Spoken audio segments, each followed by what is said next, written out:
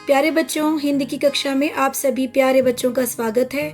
आज हम लक्ष्य हिंदी पाठमाला की कविता चेतक, जिसके कवि श्याम नारायण पांडे हैं, इस कविता के प्रश्नोत्तर पढ़ने जा रहे हैं। अपने इस वीडियो को शुरू करने से पहले मैं हमेशा की तरह आप प्यारे बच्चों से निवेदन करती हूँ कि आप मेरे चैनल को ज़रूर सब्सक्राइब कीजिए, मेरे वीडियोस को लाइक और शेयर ज़रूर कीजिए, बेल आइकन को प्रेस कीजिए, जिससे आपको मेरे वीडियोस के नोटिफिकेशन मिलते रहेंगे। आप सभी का बहुत बहुत धन्यवाद अपने प्रेम और सहयोग के लिए।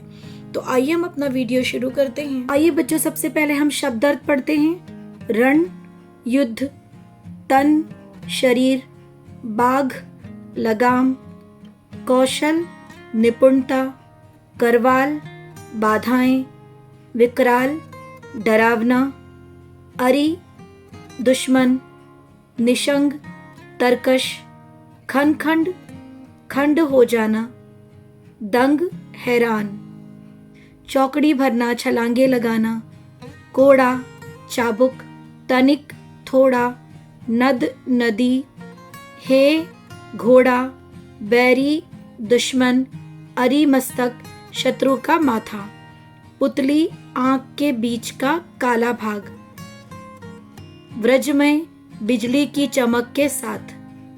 नीचे दिए गए पद्यों को कविता से पढ़िए एवं उस पर आधारित प्रश्नों के उत्तर दीजिए।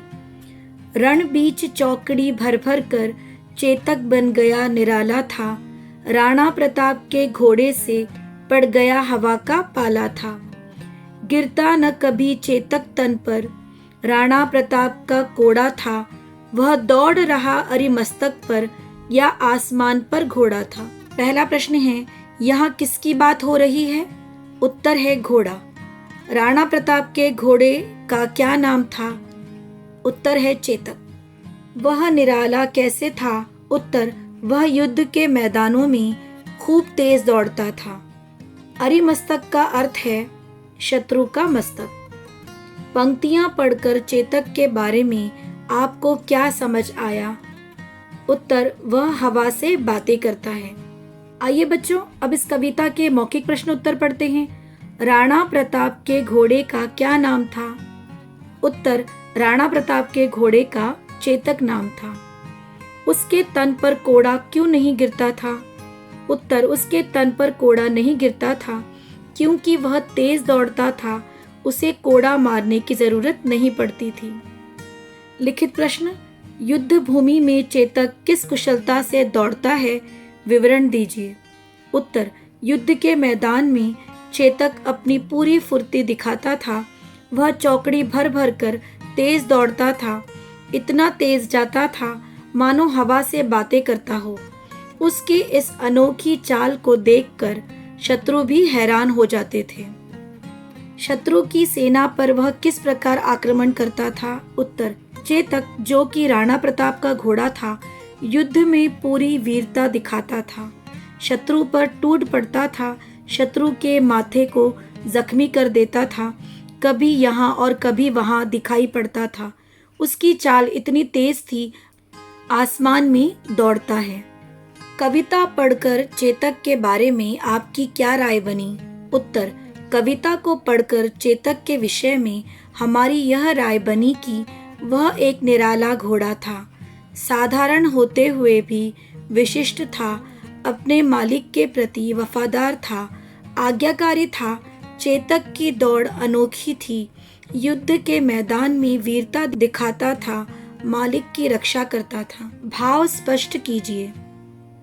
जो तनिक हवा से बाघ हिली, लेकर सवार उड़ जाता था, राणा की पुतली फिरी नहीं, तब तक चेतक मुड़ जाता था। कौशल दिखलाया चालों में, उड़ गया अचानक भालों में, निर्भीक गया वह ढालों में, सरपट दौड़ा करवालों में। प्रस्तुत पंक्तियों में चेतक की वीरता का वर्णन करते हुए कवि ने बताया है कि यदि चेतक की लगाम कभी हवा से भी हिल जाती थी तो वह इसे अपने सवार का संकेत जानकर सरपट दौड़ने लगता था। जब तक राणा की आंखें एक तरफ से दूसरी तरफ घूमती थी, तब तक वह दौड़कर दूसरी तरफ पहुंच जाता था। उसकी चाल में उसकी निपुणता स्पष्ट दिखाई देती थी।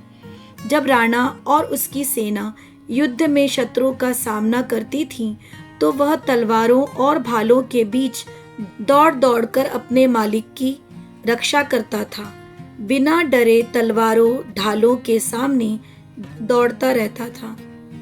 भाला फिर गया गिरा निशंग, हे टापों से खंड गया अंग, बैरी समाज रह गया दंग, घोड़े का ऐसा देख रंग।